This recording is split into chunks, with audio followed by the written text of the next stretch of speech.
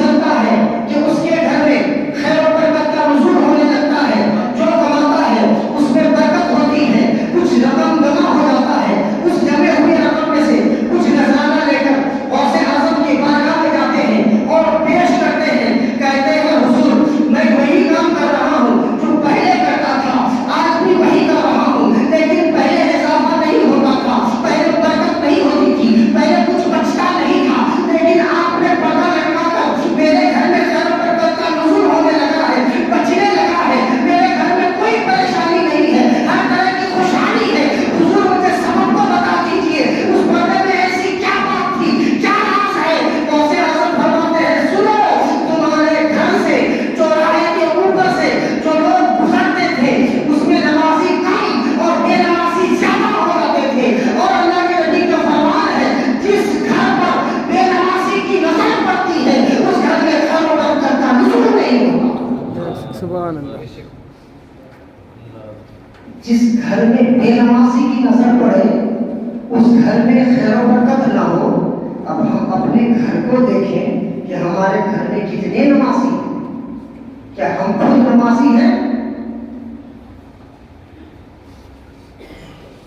یہ صرف نماز آسان ترین عبادت ہے،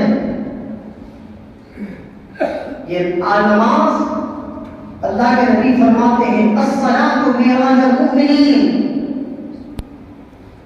نماز مومنوں کی معراج ہے، اور ایسی معراج ہے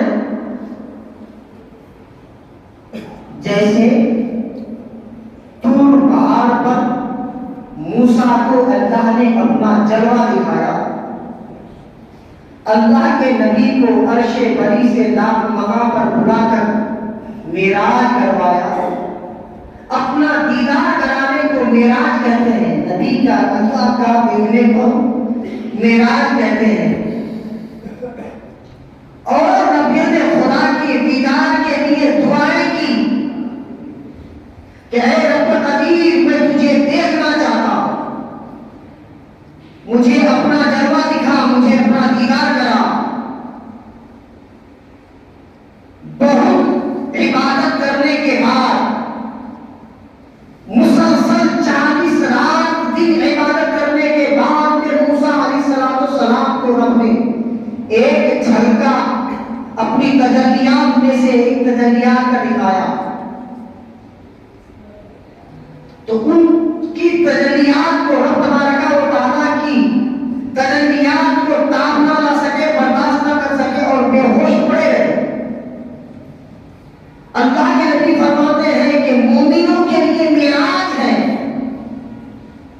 وہ کیسی معراج ہے کہ ہم جب نماز کی نیت مانتے ہیں تو مؤذن پہلے ہی پکار کے کہتا ہے حی علی الصلاۃ، آؤ نماز کی طرف، پھر دوسرا لفظ ہے حی علی الفلاح، آؤ کامیابی کی طرف۔ جب ہم نماز کی طرف اور کامیابی کی طرف چلے آتے ہیں، وضو بنا کر اپنے گناہ صغائر کو دھو دیتے ہیں، پھر مصلی پر خدا کے خانہ کعبہ کی طرف جہت کر کے اپنے ہاتھ کو باندھ لیتے ہیں، تو اب کہتے ہیں اے رب قدیر تو ہی سب سے بڑا ہے اور میں تیری پاکی بیان کرتا ہوں، تو ہی عظمت والا ہے، تیری ہی حمد ہے، تیری ہی ثنا ہے، کوئی شریک نہیں ہے تیرا، تو وحدہ لا شریک ہے۔ پھر اس کے بعد ہم اس کی حمد و ثنا بیان کرنے کے بعد جب اس کی تعریف بیان کرتے ہیں، الحمد شریف کو پڑھتے ہیں، الحمد کے پڑھنے کے بعد میں اسی الحمد شریف کی عبارت پڑھتے پڑھتے تلاوت کرتے کرتے رب تبارک و تعالیٰ کی حمد و ثنا کرتے کرتے دعائیں کرتے کرتے ایک اور کسی سورت کو پڑھتے ہیں، چاہے قرآن کی کسی بھی سورت کو پڑھو، اب یہ متوجہ اللہ ہے، تم اللہ کی کبریائی بیان کر رہے ہو، اس کی حمد و ثنا بیان کر رہے ہو، تو مومن کے خاص قلب میں یہ بات ہونی چاہیے کہ میں نماز میں کھڑا ہوں، ایسی جگہ پر کھڑا ہوں جہاں مجھے رب دیکھ رہا ہے، اگر تم رب کو نہ دیکھ سکو اس لیے کہ یہ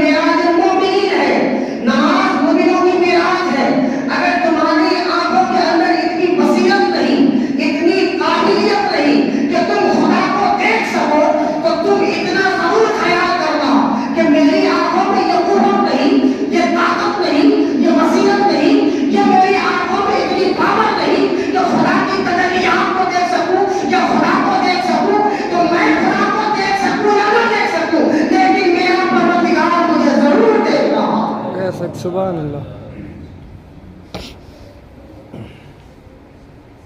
اللہ تبارک و تعالی اس بندے کی دعاؤں کو بھی قبولیت کا درجہ دیتا ہے، اس لیے کہ کوئی عابد اس وقت تک عابد نہیں، کوئی ولی اس وقت تک ولی نہیں، کوئی ابدال اس وقت تک ابدال نہیں، کوئی غوث اس وقت تک غوث نہیں، کوئی بھی اللہ کا برگزیدہ بندہ اس وقت تک برگزیدہ بن نہیں سکتا جب تک کہ رب کی عبادت و ریاضت میں اپنی زندگی نہ گزارے. ہم نے کیا کیا ہے؟ اپنا طریقہ زندگی کو بدل دیا ہے. وہی غوث اعظم ہے جن کی آپ اور ہم نیاز لگاتے ہیں بڑی عقیدت سے. غوث اعظم کا فرمان ہے کہ اگر ایک قطرہ شراب کسی دریا میں ڈال دیا جائے اور وہ دریا سوکھ جائے، خشک ہو جائے، پھر اس دریا میں ہریالی ہوئے اور کوئی مجھ سے کہے کہ آپ اپنی بکریوں کے لیبر کو وہ ہریالی چرا دیجیے، وہ گھاس کھلا دیجیے، بہت ہریالی ہے. اگر مجھے پتا ہو کہ اس دریا میں ایک قطرہ شراب کا ڈالا گیا تھا تو میں اپنی بکریوں کو اس دریا میں چرانا پسند نہیں کروں گا. آج ہمارا اور آپ کے بچوں کا حال کیا ہے؟ آپ کا اور ہمارا معیار کیا ہے؟